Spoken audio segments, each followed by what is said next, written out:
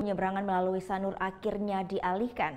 Sementara hingga Kamis siang, kapal penyeberangan dari Nusa Penida belum bisa kembali ke Sanur.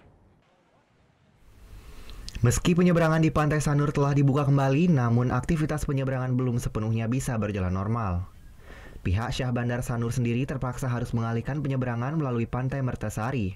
Hal ini untuk mengurai membludaknya penumpang yang sempat terjadi pada Kamis pagi. Petugas Pos Syah Bandar Sanur, Dewa Ketut Kondra menjelaskan pengalihan jalur bongkar muat penumpang ini demi menjaga keselamatan penyeberangan. Karena ombak di Pantai Sanur masih tergolong berbahaya untuk keselamatan penyeberangan.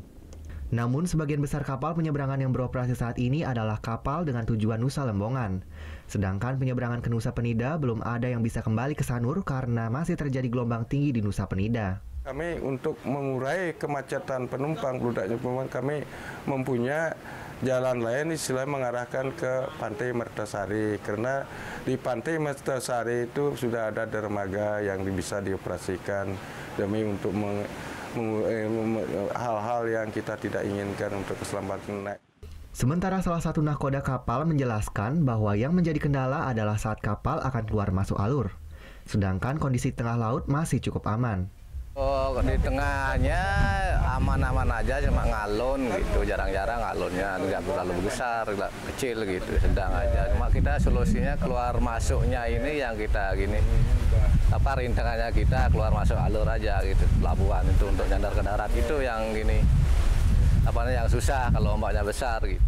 Balai Meteorologi, Klimatologi, dan Geofisika telah mengeluarkan peringatan dini terkait tingginya gelombang laut yang mencapai 6 meter dengan hembusan angin mencapai 27 knot. Hal ini disebabkan karena adanya fenomena swell di bagian barat Australia yang berimbas pada tingginya gelombang di pesisir selatan Jawa, Bali, NTB, dan NTT. Surya Sanjaya melaporkan untuk NET. Oh yang beneran? Iya, oke. Tapi gue pernah.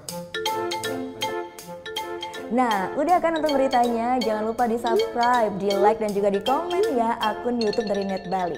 Terima kasih udah subscribe. Yang belum, jangan sampai lupa. Di sebelah sini nih. Subscribe.